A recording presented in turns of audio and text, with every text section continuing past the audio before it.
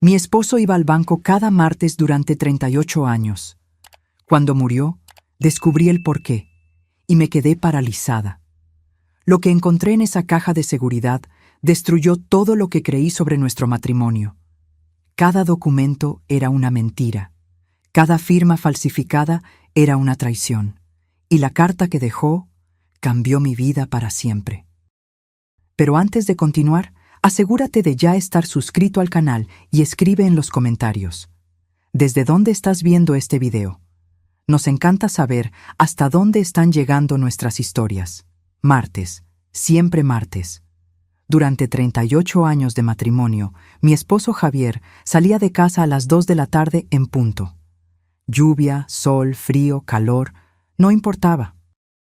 Tomaba las llaves de su coche, se ajustaba la corbata en el espejo del recibidor, me daba un beso en la frente y siempre decía las mismas palabras. Voy a resolver unas cosas en el banco, mi amor. Regreso pronto. Y yo nunca lo cuestioné. ¿Por qué lo haría? Javier era ingeniero civil, metódico, organizado como un reloj suizo. El tipo de hombre que planeaba todo con meses de antelación. Nuestras cuentas se pagaban al día, sin retrasos. Nunca recibimos una carta de cobro. Nunca tuvimos un historial crediticio malo. Él se encargaba de todo con una eficiencia que yo admiraba. Siempre me decía, relájate, Sofía, deja que yo me encargue de la parte aburrida del dinero. Tú cuida la casa, a los muchachos, y yo cuido las finanzas. Y aquello me parecía justo, una división de tareas, un acuerdo silencioso entre marido y mujer. Yo confiaba en él como confío en que el sol saldrá mañana. Éramos un equipo. Al menos eso creí durante todos estos años. Javier fue el hombre que sostuvo mi mano en el nacimiento de nuestros 2 hijos. El hombre que lloró conmigo en el funeral de mi madre. El hombre que bailó conmigo en la graduación de Sebastián y en la boda de Mariana. ¿Cómo podía desconfiar de él? El último martes de su vida fue igual a todos los demás. Era marzo, un día cálido y sofocante. Salió a las 2 en punto, como siempre. Le di un beso antes de que se fuera, le arreglé el cuello de la camisa y le dije, «Maneja con cuidado». Él sonrió, con esa sonrisa que conocía desde hacía casi 40 años, y respondió, «Siempre lo hago, mi amor». Fui a hacer compras al mercado. Estaba en el pasillo de las frutas, eligiendo naranjas, cuando mi celular sonó. Era Sebastián, nuestro hijo mayor.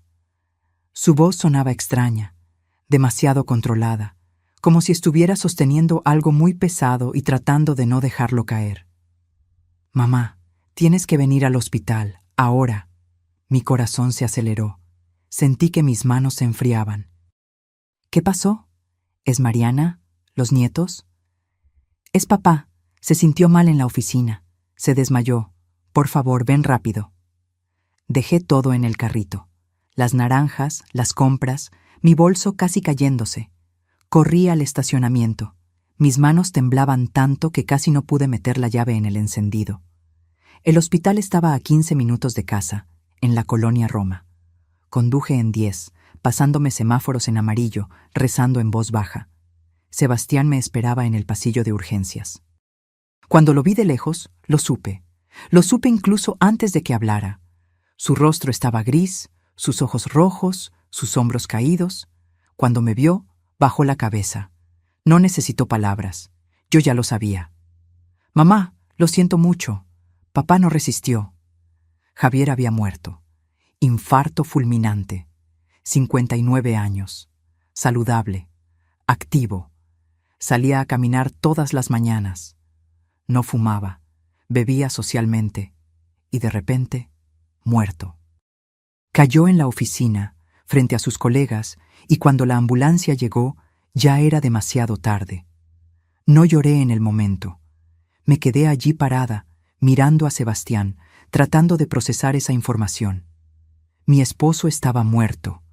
El hombre con quien compartí una cama durante 38 años. El padre de mis hijos, muerto. Todos encontraron extraño que no llorara. La gente me abrazaba en el hospital, decían que era el shock, que el dolor aún no había llegado, que llegaría después, cuando lo asimilara. Pero no era eso. No era shock. Era otra cosa. Una sensación extraña en el pecho. Como si una puerta se hubiera abierto dentro de mí.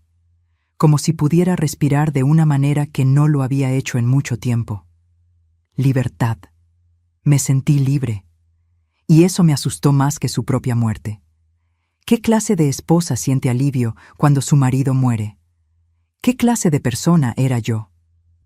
El funeral fue un sábado lluvioso en la Ciudad de México. La iglesia de San Hipólito estaba abarrotada.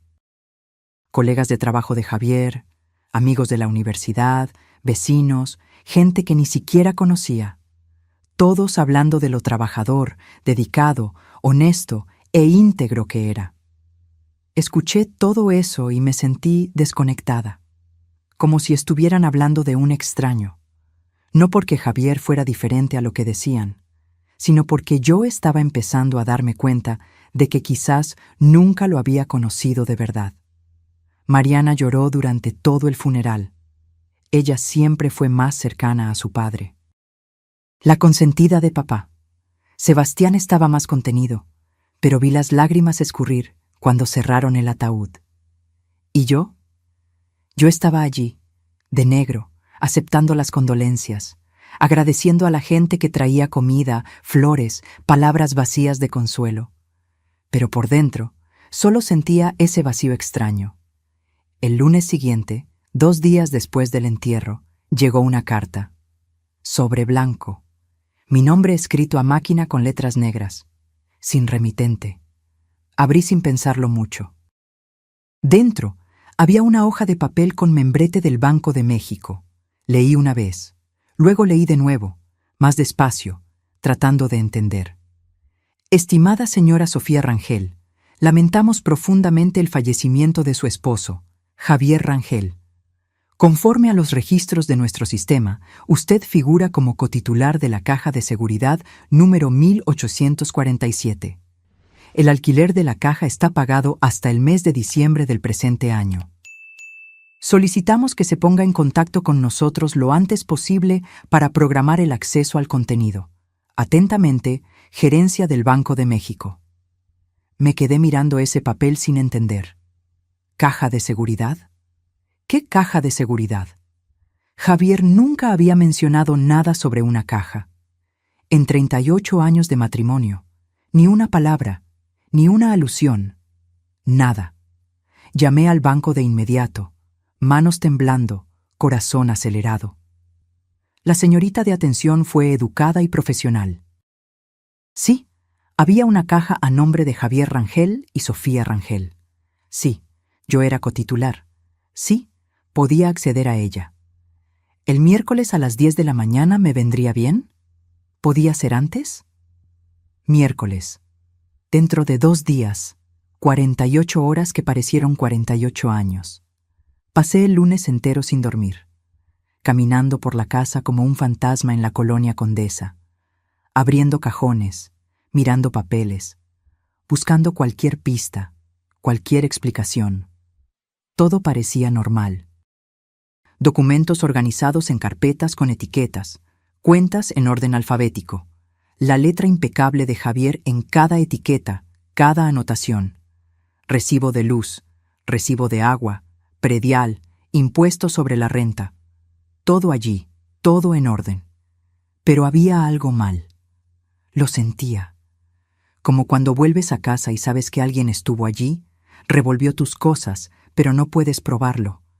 Esa sensación de invasión, de violación. ¿Pero violación de qué? Aún no lo sabía. El martes por la noche, Sebastián apareció. Parecía exhausto, ojos hundidos, barba sin afeitar, la corbata floja. La muerte de su padre había sido un golpe duro para él, para todos nosotros. Mamá, necesitamos hablar. Esas palabras. Todo el mundo sabe que nada bueno viene después de ellas. Nos sentamos en la cocina. Él puso una carpeta gruesa sobre la mesa, el tipo de carpeta que usan los abogados, marrón con elástico. Estaba organizando los documentos de la oficina de papá. Los papeles de su constructora. Hay algo raro aquí, algo que no cuadra. Mi estómago se revolvió. ¿Qué clase de cosa? Sebastián abrió la carpeta. Dentro había estados de cuenta bancarios, papeles que yo nunca había visto, números que no tenían sentido. Él señaló una línea específica. La cuenta conjunta de ustedes, mamá, la que siempre tuvo su dinero, está prácticamente en ceros. Solo tiene 12,000 pesos. 12,000 pesos. ¿Cómo que en ceros? Sebastián, no es posible. Tiene que haber un error. Siempre tuvimos dinero en esa cuenta. Tu papá recibía su sueldo, yo recibía mi pensión. ¿Cómo puede estar en ceros? No sé, mamá, pero aquí está. Y hay más. La cuenta de ahorro que tenían, la que papá siempre decía que era para emergencias, ya no existe. Fue cerrada hace 6 meses. Sentí que el suelo se abría bajo mis pies. ¿Y el seguro de retiro? ¿Las inversiones que hacía tu papá? Sebastián negó con la cabeza lentamente, como si tuviera miedo de romperme con las palabras. No encontré nada, mamá. Nada. Busqué en todos los documentos de su oficina. Llamé al contador, al gerente del banco. Nada. Es como si no existiera. Pero tiene que existir. Tu papá trabajó toda su vida. Siempre guardamos dinero. Siempre. ¿A dónde fue? No lo sé, pero voy a descubrirlo. Esa noche no pegué ojo. Estuve acostada en el lado vacío de la cama, mirando el techo que conocía de memoria. Cada grieta, cada mancha de humedad. Pensando en los martes, en los 38 años de martes. Voy a resolver unas cosas en el banco. ¿Qué estaba resolviendo? ¿Qué estuvo haciendo todo ese tiempo? Los recuerdos comenzaron a volver. Pequeños detalles a los que nunca había prestado atención. Javier regresando del banco tenso, irritado, distraído. Yo preguntaba, ¿todo bien, mi amor? Y él respondía, todo, solo cansado. ¿Cuántas veces, cuántos martes regresó así? Y yo nunca lo cuestioné, nunca investigué. Porque confiar era más fácil que dudar. El miércoles llegó frío y gris. El tipo de día que parece anunciar problemas. Me vestí con cuidado. Pantalón negro, blusa blanca, saco azul marino. No era ropa, era armadura. Me miré en el espejo. 60 años. Cabello canoso que me empeñaba en teñir de castaño. Arrugas alrededor de los ojos. Marcas de una vida vivida. Pero ¿qué vida había sido esa, después de todo? Sebastián quiso ir al banco conmigo, pero le dije que no. Fuera lo que fuera que me estuviera esperando en esa caja de seguridad, necesitaba verlo primero. Sola. Algunas cosas hay que enfrentarlas sin público. El banco era moderno. Un edificio de cristal ahumado en el centro de la ciudad. Cristal, acero, luces frías que hacían que todo pareciera artificial. La gerente me recibió en la recepción. Una mujer de unos 50 años, cabello recogido en un moño perfecto, traje sastre gris, sonrisa profesional. Señora Rangel, mis más profundas condolencias. Su esposo fue cliente durante muchos años, un hombre admirable. Admirable. Esa palabra de nuevo. Todo el mundo pensaba que Javier era admirable. ¿Sería yo la única que estaba empezando a dudar? Me llevó al sótano. Bajamos en un ascensor silencioso. Cuando las puertas se abrieron, vi una sala larga con paredes cubiertas de pequeñas puertas de metal, cajas de seguridad, cientos de ellas, cada una guardando los secretos de alguien. Número 1847, dijo, deteniéndose frente a una puerta pequeña en medio de la pared. Usó 2 llaves, una suya, una que me entregó, para abrir. Dentro había una caja metálica, alargada, pesada por la forma en que la jaló. La dejaré a gusto, señora Rangel. Hay una salita allí donde puede examinar el contenido con total privacidad, el tiempo que necesite, sin prisas. Salió. Me dejó sola con esa caja. La llevé a la salita. Una mesa blanca, 2 sillas, una lámpara fluorescente zumbando suavemente. Puse la caja sobre la mesa y me quedé mirándola por un largo tiempo. Mi corazón latía tan fuerte que me dolía el pecho. Mis manos estaban sudando. Respiré hondo 3 veces, como aprendí en esas clases de yoga que tomé hace años. Pero no sirvió de nada. El miedo seguía allí, frío en la boca del estómago. Abrí la caja. Dentro había carpetas, muchas de ellas, organizadas con ese esmero típico de Javier. Etiquetas escritas a mano, todo en su lugar, todo en orden, como siempre. La primera carpeta estaba marcada. Inversiones reales. No abrir. No abrir. Él había escrito eso, como si supiera que un día alguien la encontraría, como si hubiera dejado una advertencia. Pero abrí. Claro que abrí. Lo que vi me quitó el aliento. Páginas y más páginas de pérdidas. Acciones que se desplomaron, empresas que quebraron, negocios que nunca funcionaron, inversiones en startups que desaparecieron, aplicaciones en fondos que se hicieron polvo, cientos de miles de pesos perdidos. Pero no eran cuentas que yo conocía. No eran las inversiones que Javier me mostraba. Eran cuentas secretas, solo a su nombre. Cuenta en Bancomer. Pérdida de 85,000 pesos. Cuenta en Citibanamex. Pérdida de 120,000 pesos. Cuenta en una casa de bolsa de la que nunca había oído hablar. Pérdida de 210,000 pesos. Los números bailaban frente a mí. ¿Cuánto dinero era aquello? ¿Cuánto de nuestra vida había sido tirado a la basura? La segunda carpeta era aún peor. Mucho peor.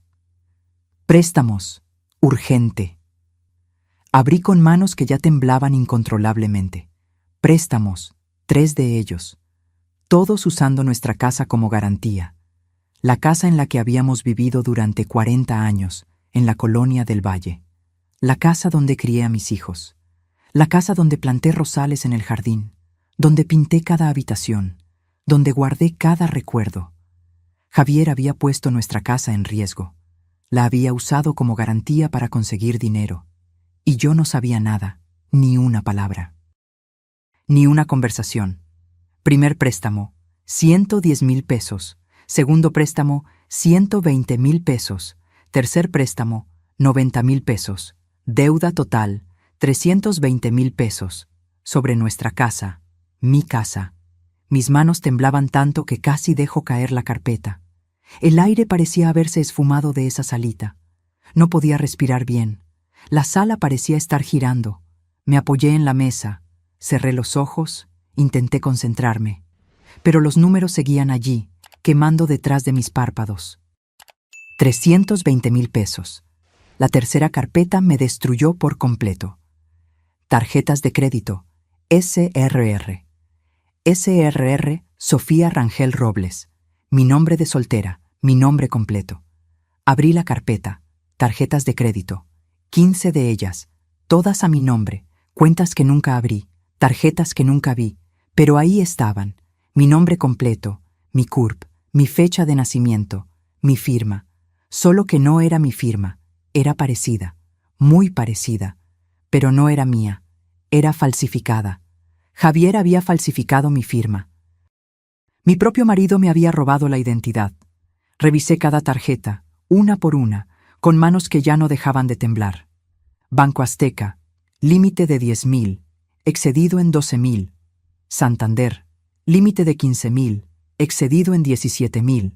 HSBC, límite de 8,000, excedido en 9,000. Y así sucesivamente. 15 tarjetas, todas excedidas, todas con intereses acumulados, todas con mi nombre, mi CURP, mi supuesta firma. Deuda total en las tarjetas, 110,000 pesos. Todo a mi nombre, todo sin yo saberlo. Cada compra, cada retiro, cada pago mínimo, todo hecho por Javier, usando mi nombre, destruyendo mi crédito, convirtiéndome en deudora sin que yo lo supiera.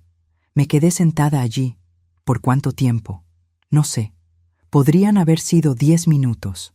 Podría haber sido 1 hora. El tiempo se había detenido. Estaba atrapada en esa salita blanca, con esas carpetas abiertas frente a mí, tratando de procesar lo que estaba viendo.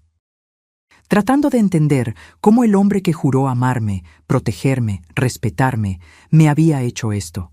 Todas las preguntas que no hice, todos los documentos que no cuestioné, todas las veces que me dijo, deja que yo me encargue, y yo lo dejé. Porque confiar era más fácil, porque amar era no dudar, porque en 38 años de matrimonio construyes una historia y crees en ella, incluso cuando la historia es mentira.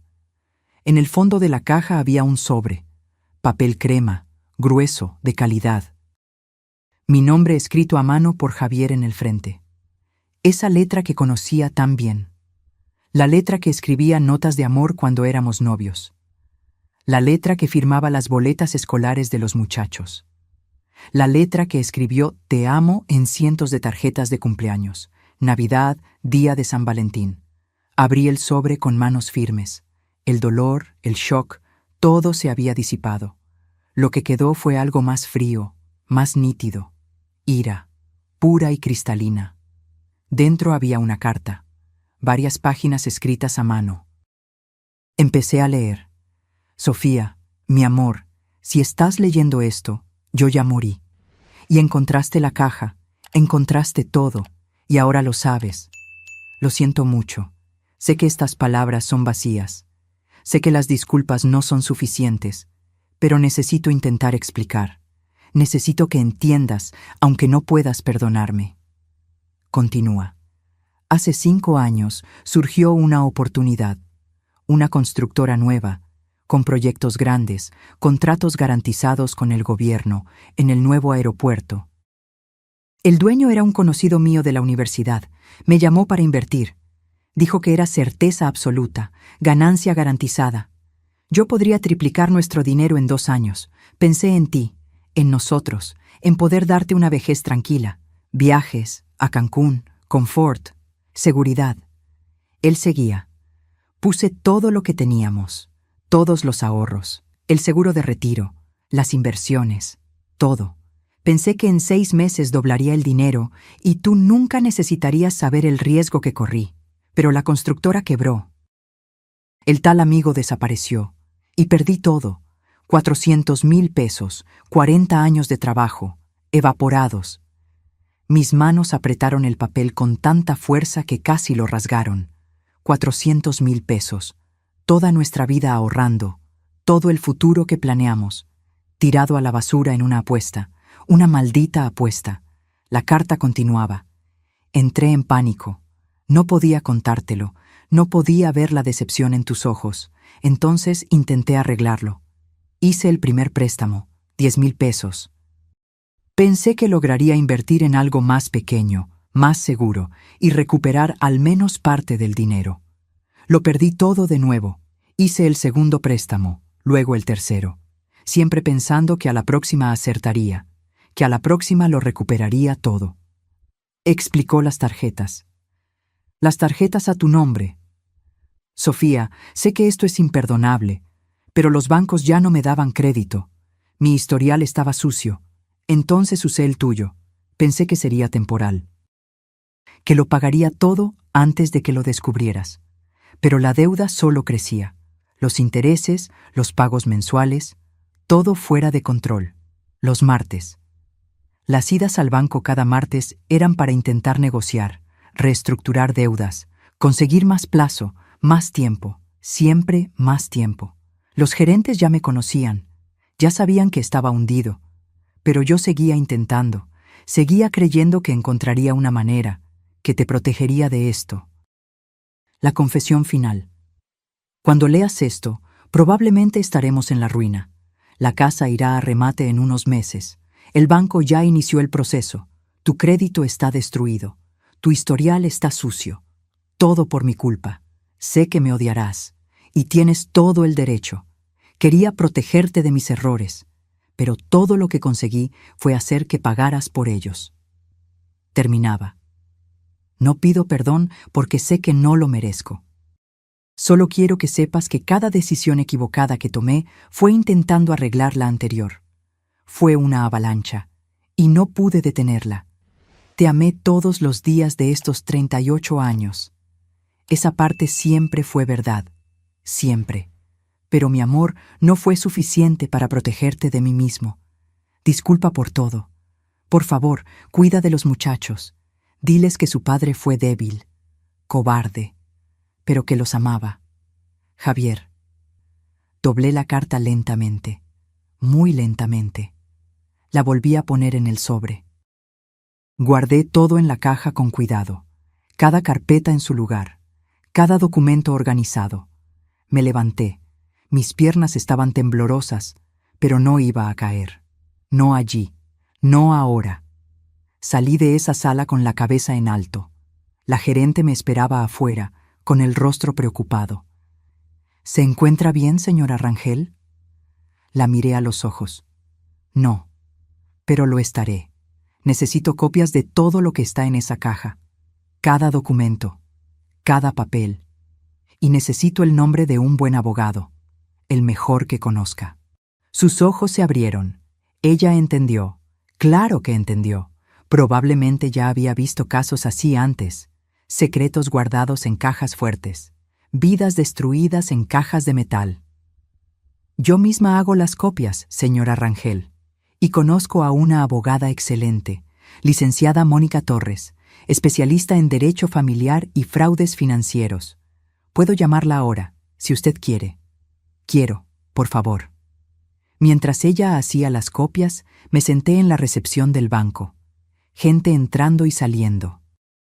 La vida normal ocurriendo alrededor. Pero mi vida acababa de explotar. Todo lo que creía saber era mentira. Todo lo que planeé era ilusión. Y el hombre que amé durante 38 años era un extraño. Cuando llegué a casa, ya eran más de las 2 de la tarde. El coche de Sebastián estaba en la cochera. Debía haber estado esperando durante horas. Entré por la puerta principal y lo encontré en la sala, caminando de un lado a otro con el celular en la mano. Cuando me vio, corrió hacia mí. «¿Mamá?» Estaba preocupado. No contestabas el teléfono. Pensé que... Todo está bien, hijo. O mejor dicho, no lo está, pero voy a sobrevivir. Notó la carpeta gruesa que yo cargaba, las copias que el banco había hecho. ¿Qué es eso? Siéntate. Necesito mostrarte algo. Y tienes que llamar a Mariana. Ella necesita saberlo también. Sebastián llamó a su hermana. Ella llegó en media hora, los ojos aún hinchados de tanto llorar. Desde el funeral, Mariana no dejaba de llorar.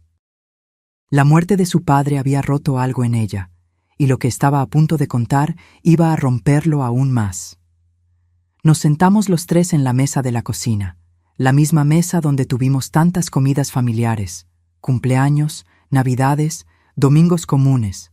Ahora iba a ser el lugar donde yo destruiría la imagen que mis hijos tenían de su padre. Abrí la carpeta, saqué los documentos, uno por uno. Los puse en la mesa con cuidado. Esto es lo que encontré en la caja de seguridad que su padre mantuvo en secreto durante años. Quizás décadas. No sé con certeza. Sebastián tomó el primer documento. Las inversiones perdidas.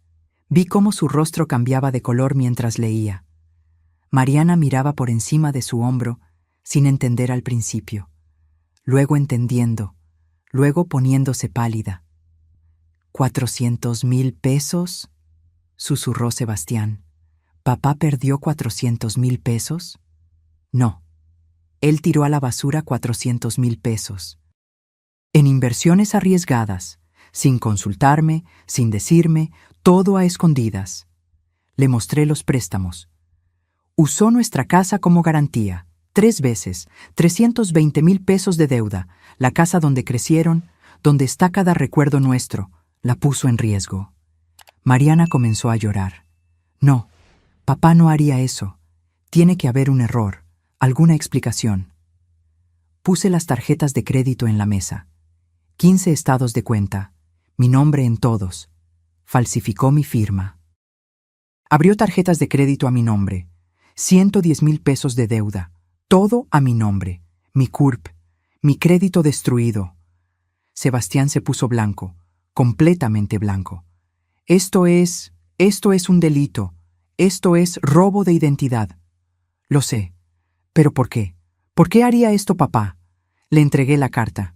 Lee, él lo explicó todo, o intentó explicarlo. Sebastián leyó en voz alta. Cada palabra era una puñalada. Mariana lloraba más fuerte con cada frase.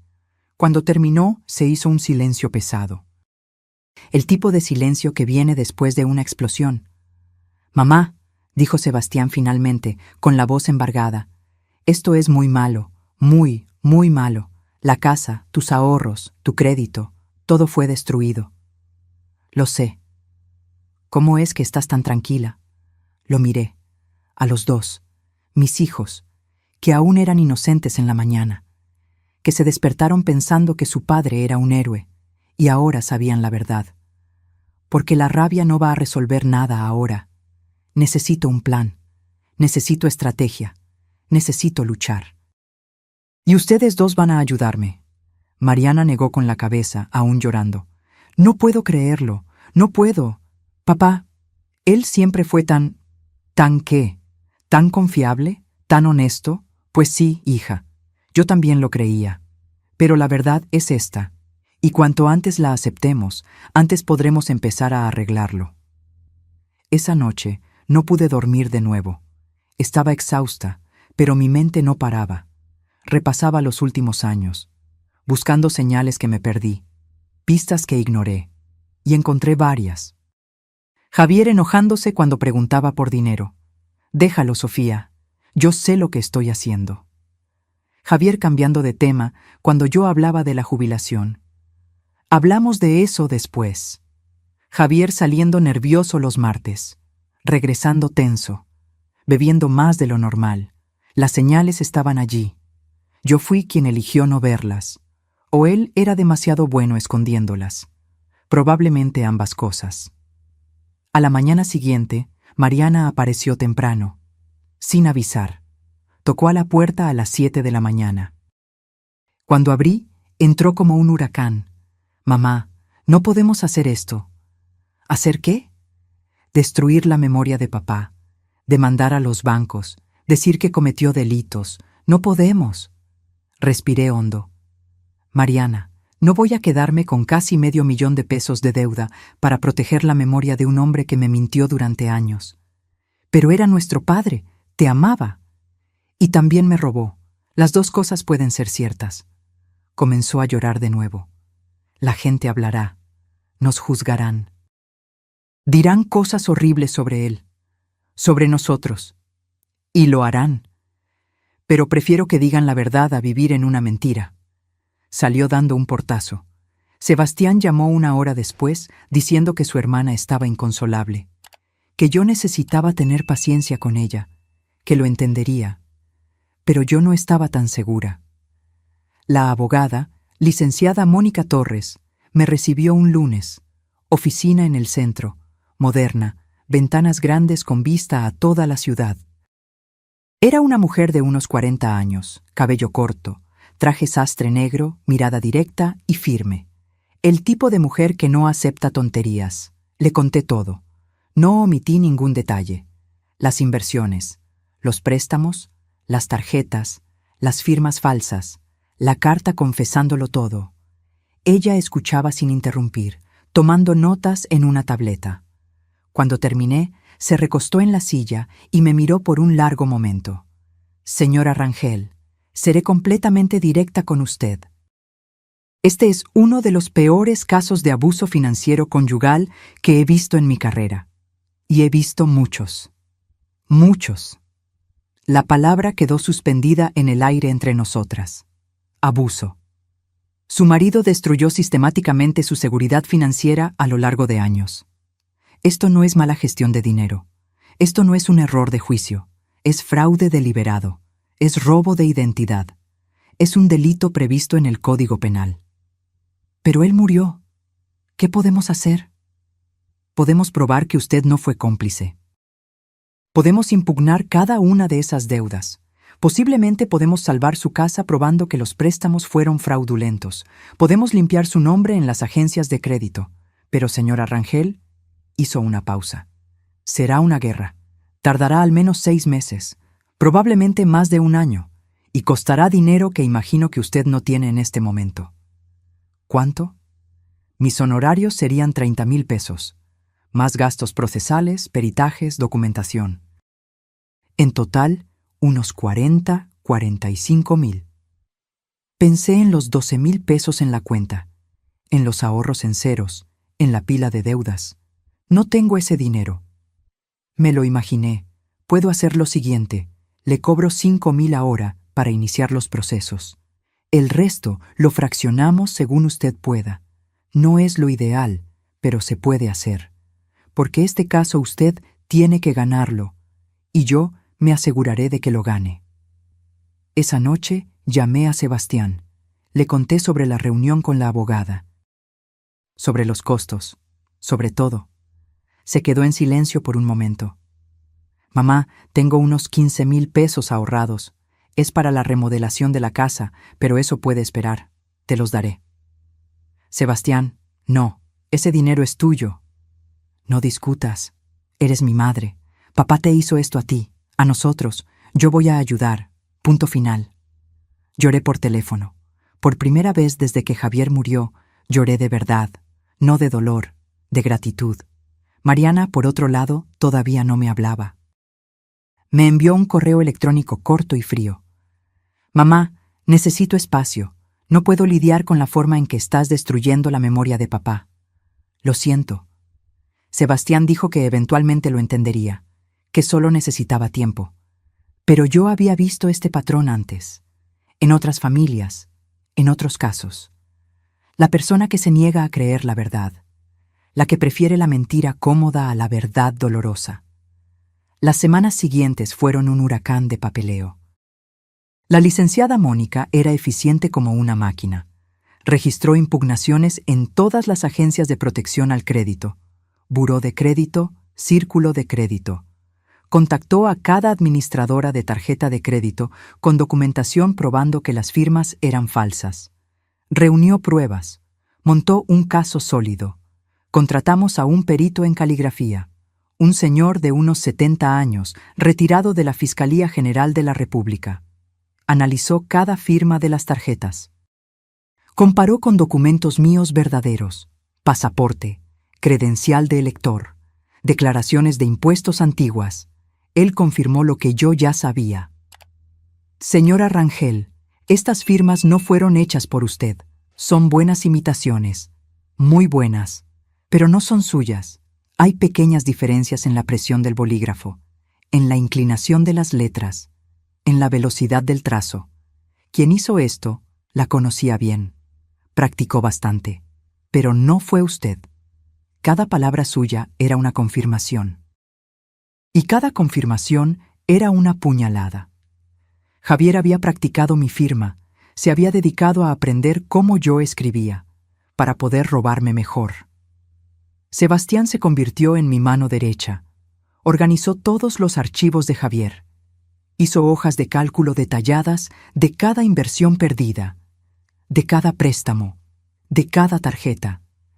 Creó una línea de tiempo mostrando cuándo se cometió cada fraude. Asistió a reuniones. Habló con gerentes de banco. Investigó como perro rastreando hueso. Una noche, estábamos sentados en la mesa de la cocina, rodeados de papeles, cuando él me miró con una expresión extraña. Mamá, necesito contarte algo que nunca te conté. Dejé el bolígrafo. Mi estómago se encogió. Dime. Hace unos 3 años, papá me buscó. Me dijo que tenía una increíble oportunidad de inversión. Una constructora, contratos garantizados, ganancia segura en 6 meses. Quería que yo invirtiera 50,000 pesos con él. Mi corazón se hundió. Sebastián, por favor, dime que no le diste ese dinero. Casi lo hago, mamá, casi. Tenía 50,000 ahorrados. Eran mis ahorros de años, para dar el enganche de un apartamento más grande, para la universidad de mis hijos en el futuro. Y papá habló con tanta certeza, con tanto entusiasmo. Dijo que en 6 meses yo tendría 100,000. Respiró hondo, pero Juliana no lo creyó, mi esposa. Ella dijo, si es tan garantizado, si es tan seguro, ¿por qué tu papá necesita nuestro dinero? ¿Por qué no usa su propio dinero? Peleamos feo por eso. Me enojé mucho con ella. Pensé que estaba desconfiando de mi padre sin motivo, pero ella no cedió. Dijo, o eliges invertir con tu papá, o sigues casado conmigo, pero las dos cosas no se pueden. Entonces le dije que no a papá. Sebastián me miró con ojos asombrados, llenos de culpa. Creo que ya estaba hundido en esa época. Creo que la constructora ya había quebrado. Creo que estaba desesperado, tratando de usar mi dinero para cubrir sus propios errores. Si yo hubiera dicho que sí, habríamos perdido todo también. Juliana me salvó, y yo casi no la perdono por eso. Sostuve su mano sobre la mesa. Pero no invertiste. Gracias a Dios que no invertiste. ¿Y sabes lo que me dice eso? Que tu padre se estaba ahogando. Y la gente que se ahoga se agarra de cualquier cosa, cualquier persona, incluso si hunde a todos juntos. ¿Crees que habría continuado pidiendo dinero a otras personas, a sus amigos, a sus parientes? Creo que estaba haciendo cualquier cosa para mantenerse a flote, y cuando estamos en ese estado, perdemos la noción de lo correcto y lo incorrecto, o elegimos ignorarla. 3 meses después de la muerte de Javier, tuvimos nuestra primera victoria. 2 administradoras de tarjetas de crédito acordaron que las firmas eran falsificadas. Eliminaron las deudas de mi reporte de crédito. 23,000 pesos de deuda borrados. No era todo, ni cerca de todo, pero era una prueba de que la verdad podía vencer, aunque lentamente. Mariana todavía no me hablaba. Intentaba llamarla, le enviaba mensajes, nada. Me había bloqueado en todo. Sebastián decía que estaba en su propio proceso, que tenía que respetarlo, pero dolía. Dolía perder a mi marido y a mi hija en el mismo año. El proceso de los préstamos de la casa era más complicado. El abogado del banco argumentaba que, como esposa de Javier, yo me había beneficiado del dinero de los préstamos, aunque no hubiera firmado, aunque no lo supiera. La licenciada Mónica refutó con fuerza. Ella puede probar que nunca vio esos fondos. Fueron depositados en cuentas exclusivamente a nombre de él, gastados en inversiones que fracasaron antes de que ella supiera que existían. Ella fue víctima, no cómplice. Tendremos que ir a juicio, me dijo en una de nuestras reuniones.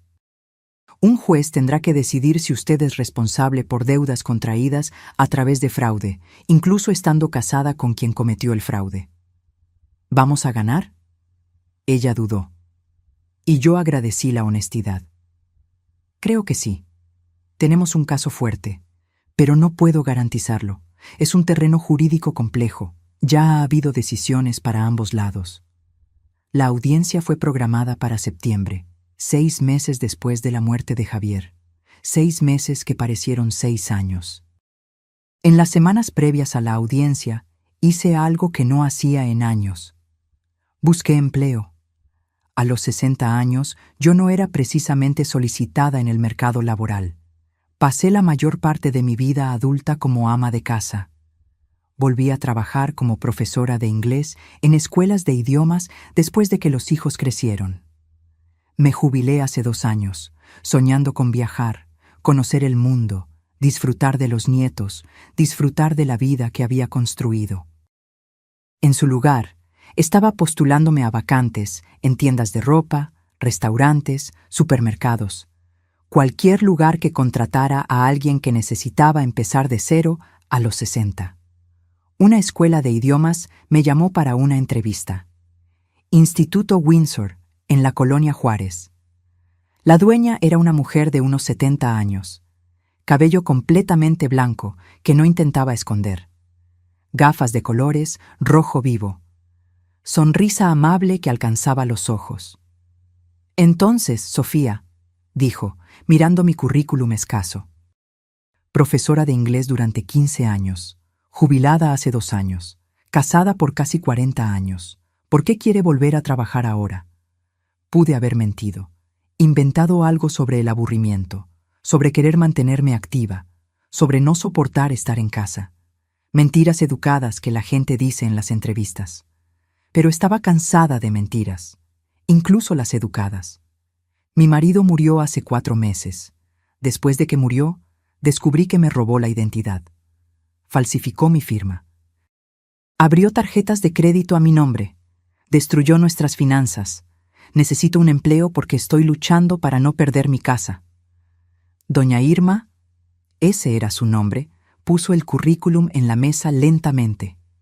Me miró por un largo tiempo. Una mirada que no era de lástima.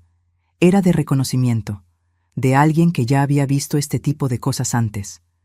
Luego sonrió. No una sonrisa educada, una sonrisa real. ¿Cuándo puede empezar? Comencé a trabajar a la semana siguiente, 3 días a la semana.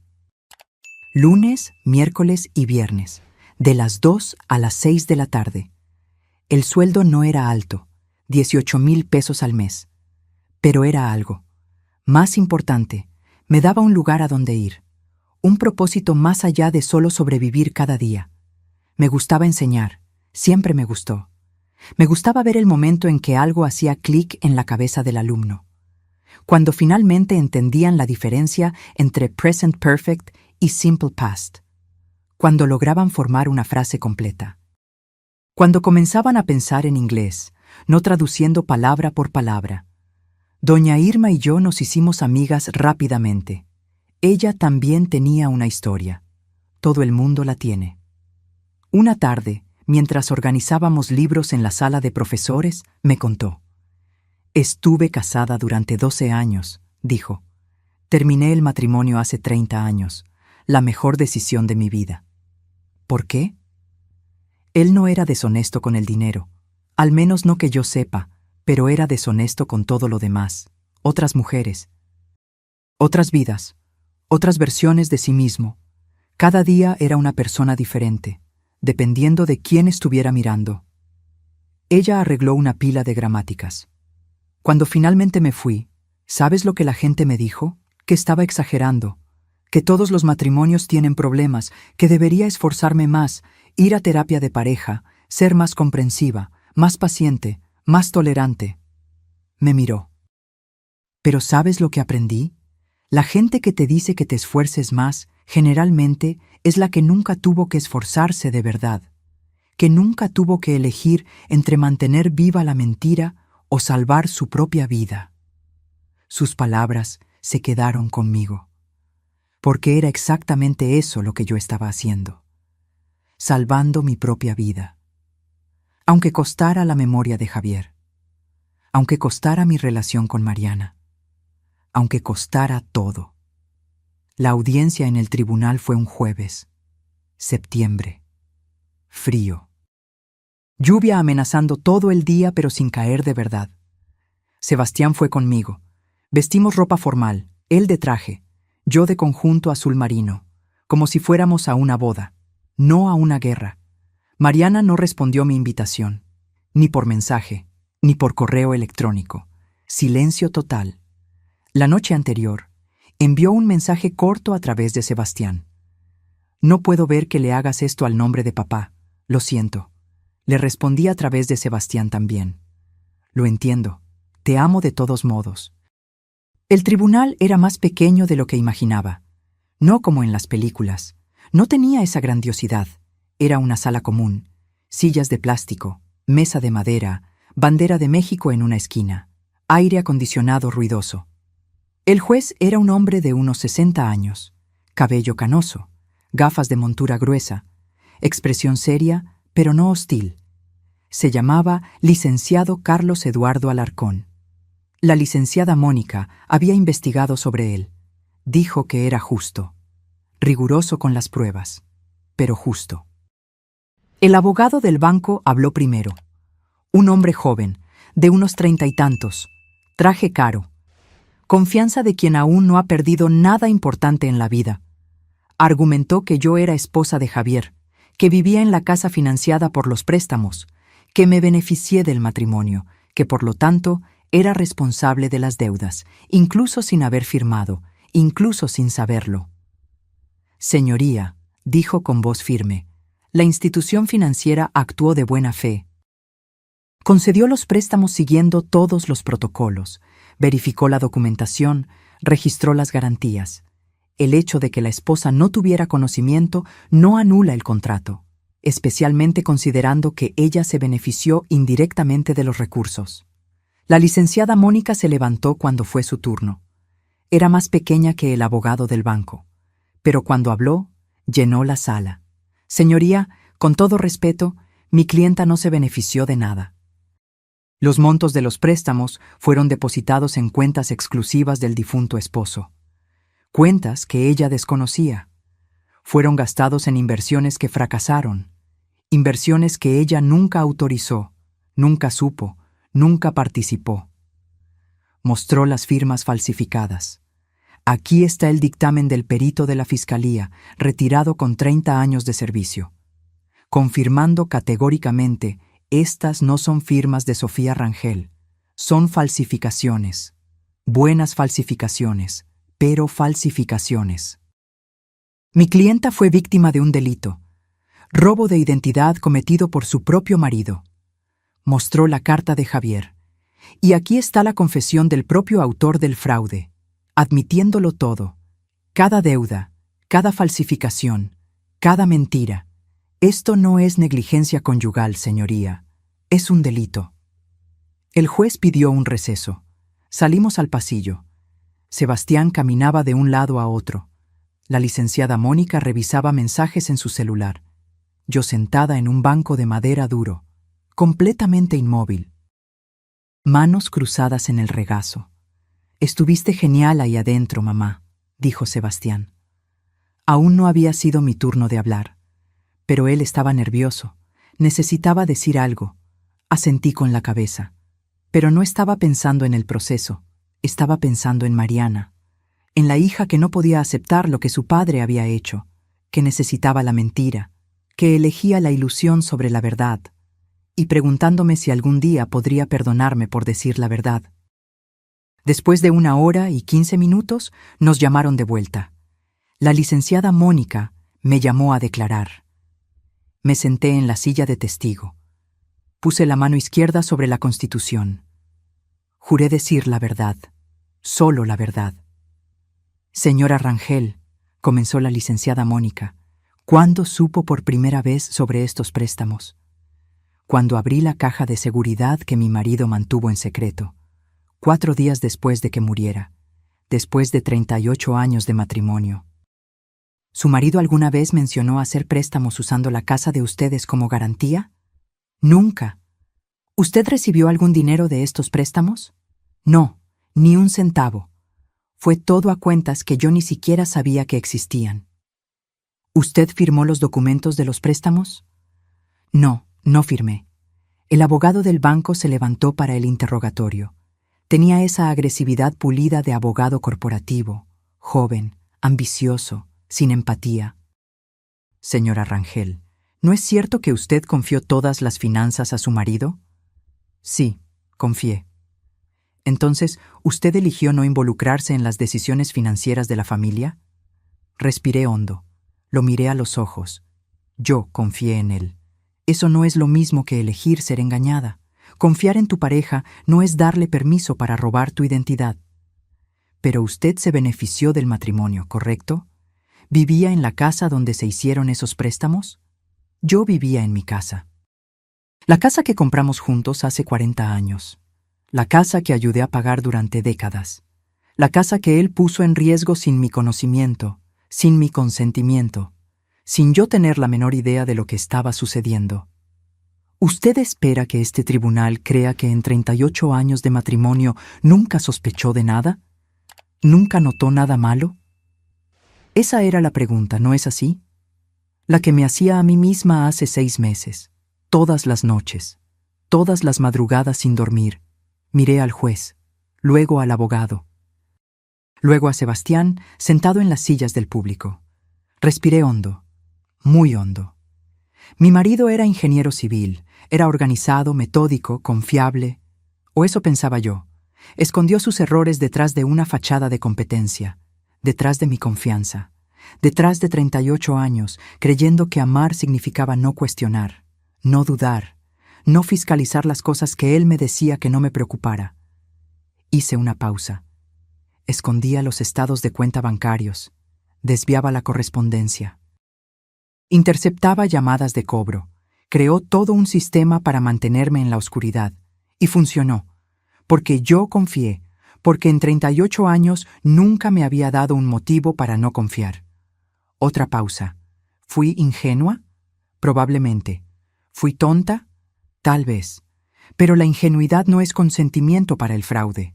Ser tonta no significa que yo autoricé que él destruyera mi vida financiera. El abogado intentó continuar, pero el juez levantó la mano. He escuchado suficiente. Voy a analizar las pruebas y daré mi decisión. Más receso. Esta vez 2 horas, 2 horas eternas. Sebastián compró café en la cafetería del juzgado. Café horrible, aguado, frío. Pero lo bebimos de todos modos. Porque necesitábamos hacer algo con las manos, con la ansiedad. La licenciada Mónica estaba confiada. Su testimonio fue perfecto, verdadero, humano, y tenemos pruebas sólidas. Creo que vamos a ganar. ¿Y si no ganamos? Entonces apelamos, vamos al Tribunal Superior. Pero no será necesario. Confíe en mí. Cuando nos llamaron de vuelta, el juez ya estaba sentado. Tenía una pila de documentos enfrente. Nuestro caso, nuestra vida, reducida a papeles. Analicé todas las pruebas presentadas, comenzó. Voz grave, pausada. Las firmas falsificadas, el dictamen pericial categórico, el testimonio emocionado pero consistente de la demandada. Y principalmente la confesión escrita del propio difunto, admitiendo cada acto fraudulento. Miró al abogado del banco. Aunque entiendo la posición de la institución financiera en relación con el beneficio conyugal, no puedo ignorar las evidencias claras y abundantes de fraude sistemático cometido sin el conocimiento o consentimiento de la señora Rangel. Golpeó el mazo. Un golpe seco que resonó en la sala pequeña. Estoy decidiendo a favor de la demandada. Los préstamos fueron contraídos mediante fraude. Son, por lo tanto, nulos. Las hipotecas sobre el inmueble quedan canceladas. La casa permanece a nombre exclusivo de Sofía Rangel, libre de gravámenes. Sebastián apretó mi mano con tanta fuerza que dolió. La licenciada Mónica sonrió. Una sonrisa pequeña, profesional, pero genuina. Y yo sentí que algo que había estado apretado en mi pecho durante meses finalmente se soltaba. Habíamos ganado. La casa estaba a salvo. Pero cuando salimos de ese tribunal a la calle fría de septiembre, no me sentí triunfante. Me sentí cansada, vieja, extrañamente vacía. Porque, ¿qué había ganado realmente? Mi casa, sí. Mi nombre limpio, sí. Pero también había perdido un matrimonio que creí entender, una pareja que creí conocer, y posiblemente una hija que tal vez nunca me perdonaría por decir la verdad en voz alta. Esa noche, mi celular sonó, número desconocido. Casi no contesté, pero algo me hizo contestar. Mamá. Era Mariana, la voz embargada, como si hubiera llorado durante horas. Hola, hija. Necesito contarte algo. ¿Puedo ir para allá? Claro. Cuando quieras. Llegó en media hora, ojos rojos, hinchados, maquillaje corrido, cabello despeinado, traía una carpeta en la mano. Entró sin decir nada. Se sentó en la mesa de la cocina, puso la carpeta sobre la mesa. Después de la audiencia de hoy, fui al banco. Pedí ver todos los registros de papá, esos que le mostraste a la abogada, esos del proceso. Quería probar que estabas equivocada, que había algún error, alguna explicación diferente. Respiró hondo, la voz temblorosa. Pero no estabas equivocada, estaba todo allí, todo lo que dijiste, cada documento, cada falsificación, cada mentira, y había más, mamá, mucho más. Mi estómago se encogió. ¿Más? Tenía tarjetas de crédito a mi nombre también. Abrió la carpeta, sacó estados de cuenta, 5 tarjetas diferentes. Yo nunca abrí esas tarjetas, nunca las vi, nunca lo supe, pero están aquí, a mi nombre, mi CURP, mi firma, solo que no es mi firma. ¿Cuánto? 28,000 pesos. Mi crédito está destruido. Fui a comprar un refrigerador a meses sin intereses la semana pasada. Me lo negaron. Dijeron que mi historial estaba sucio y yo ni siquiera lo sabía. Ah, Javier. Incluso muerto, sus secretos seguían apareciendo, como bombas enterradas esperando explotar. Mariana, lo siento mucho. Tanto. Yo soy la que debió haberte creído. Debí haberte escuchado. Pero no podía imaginar a papá haciendo esto. Era mi papá, ¿sabes? Me enseñó a andar en bicicleta. Me ayudó con la tarea de matemáticas. Me llevó al altar en mi boda. Lloró cuando nacieron mis hijos. ¿Cómo esa persona podía ser también esta otra persona que robó mi identidad? Sostuve sus manos sobre la mesa.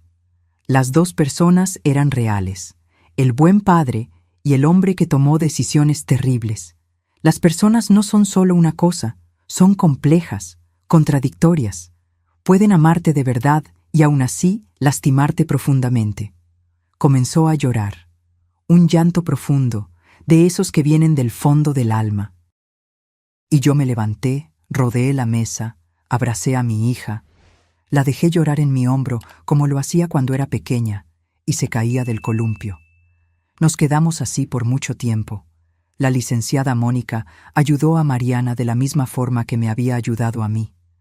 Registró las impugnaciones, contactó a las agencias de crédito, montó el caso. El peritaje confirmó. No eran firmas de Mariana, eran falsificaciones hechas por Javier. Sebastián reunió a la familia, nosotros tres. Sentados en mi sala, rodeados de documentos, haciendo planes, reconstruyendo. Vamos a superar esto, dijo Sebastián, juntos, como familia. Y yo le creí, no porque sería fácil, no porque sería rápido, sino porque finalmente estábamos diciendo la verdad, finalmente viendo con claridad, finalmente no fingiendo que el silencio significaba paz. La escuela de idiomas se convirtió en mi refugio, más que trabajo. Era donde me sentía útil, donde tenía un propósito. Doña Irma me enseñó sobre administración, inventario, planificación de clases y, lo más importante, me dio espacio para sanar. Un día, una mujer entró a la escuela, unos 40 años, mirada perdida. Se quedó parada en la entrada, mirando los estantes de libros. ¿Puedo ayudarla?, pregunté. Ella dudó, mucho. Luego dijo en voz baja, ¿tienen material sobre abuso financiero en el matrimonio? Mi corazón se apretó. La llevé a una pequeña sección de libros de autoayuda. Tomé 3 títulos, los puse en sus manos, y por impulso le dije, tengo experiencia personal con eso. Si quiere conversar, estoy aquí. Me miró sorprendida. ¿En serio? Muy en serio. Hablamos por más de 1 hora. Su historia era diferente a la mía en los detalles. Pero el patrón era aterradoramente igual. Marido controlando todo el dinero, diciendo que ella no entendía de finanzas, que él se encargaba de todo, aislándola de la información, de las decisiones, de su propia vida financiera. Me siento loca, dijo, como si estuviera inventando cosas, viendo problemas donde no los hay. No está loca. Si algo se siente mal, probablemente está mal. Confíe en su instinto. Cuando se fue, me abrazó. Gracias por creerme. Mi marido dice que soy paranoica. Mi mamá dice que estoy exagerando. Pero usted me creyó. Después de que se fue, doña Irma me miró. Eres buena en esto. ¿En qué? En escuchar de verdad, en creer sin juzgar, en ver a la persona detrás del problema. Pensé en la reacción inicial de Mariana, en las amigas que se alejaron cuando empecé a hablar de Javier, incómodas con la complejidad, con la verdad fea. Sé lo que es no ser creída, dije simplemente. En los meses siguientes, más mujeres aparecieron. No sé cómo se corrió la voz, boca a boca tal vez. Redes sociales, grupos de WhatsApp. Pero venían, algunas a comprar libros, otras solo a conversar, todas cargando historias parecidas a la mía. Doña Irma sugirió crear algo más formal. ¿Qué tal un grupo de apoyo? mensual. Aquí en la escuela, sala del fondo, solo mujeres que pasaron por abuso financiero. ¿Crees que vendría gente? Creo que te sorprenderías. Pusimos un anuncio pequeño en el periódico local. Publicamos en las redes sociales de la escuela. Grupo de apoyo para mujeres que sufrieron abuso financiero. Primer martes de cada mes, 7 p.m., gratuito. En la primera reunión aparecieron 12 mujeres. 12. Yo esperaba 3, a lo sumo. Organizamos sillas en círculo en la sala del fondo. Hicimos café. Puse galletas en una bandeja. Comencé contando mi historia. Toda.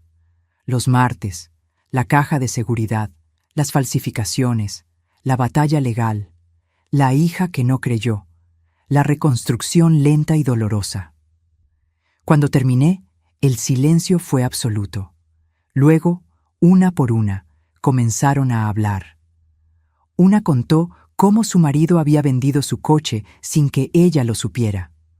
Otra, cómo su exmarido había vaciado la cuenta conjunta y huido. Otra, cómo su padre le había robado la herencia dejada por su madre. Historias diferentes, pero todas con el mismo patrón.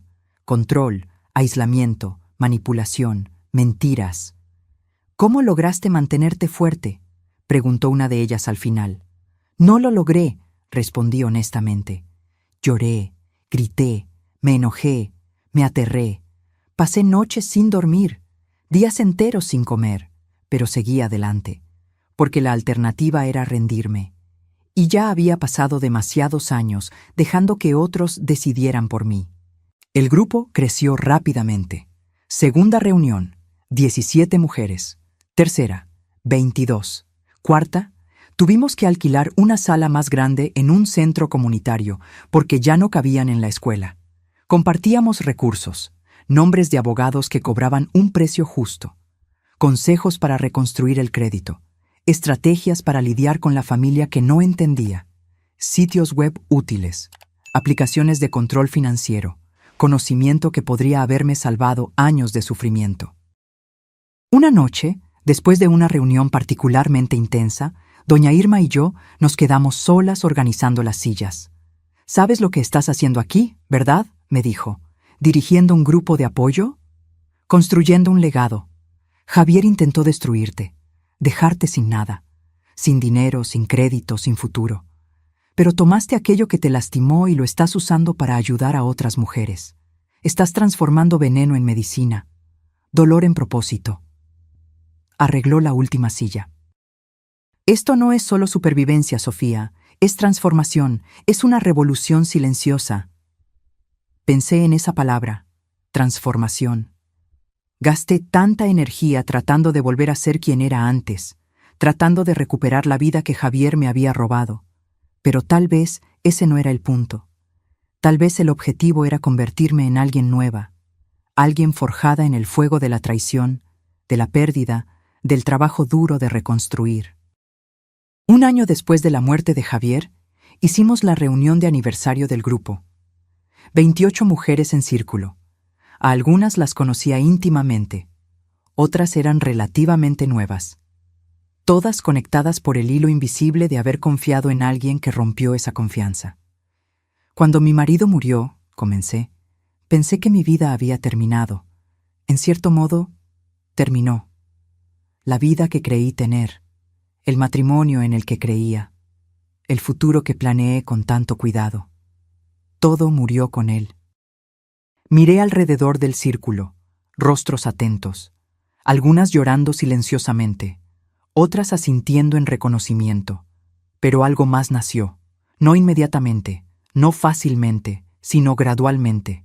Una nueva versión de mí, más fuerte, más sabia, más cautelosa, pero también más compasiva, porque ahora sé lo que es ser engañada por alguien que amas. Sé lo que es descubrir que tu vida entera se basaba en mentiras. Continué.